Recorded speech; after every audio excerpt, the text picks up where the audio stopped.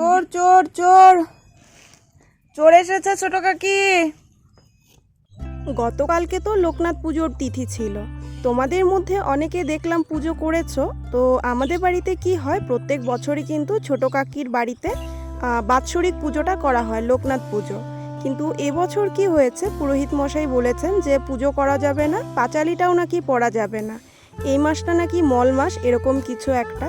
তো দেখো কাকি এখানে কোনো রকমভাবে ঠাকুরের সামনে শুধু অল্পটুকু ফল দিয়ে ভোগ লাগিয়েছে, আর এভাবেই কিন্তু এই বছরের পুজোটা করা হয়েছে।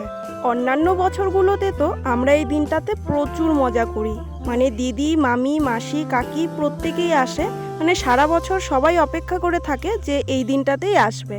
আর এই বছর তো সারাদিনে একটা মানুষও আসেনি, মানে খুব খারাপ লেগেছে। তো যাই হোক, আর কি করা যাবে। তারপর আমিও তো বিকেলের দিকে গিয়েছিলাম, আর যাওয়ার পরে দেখো আমাকে প্রসাদও দিয়ে দিয়েছিল।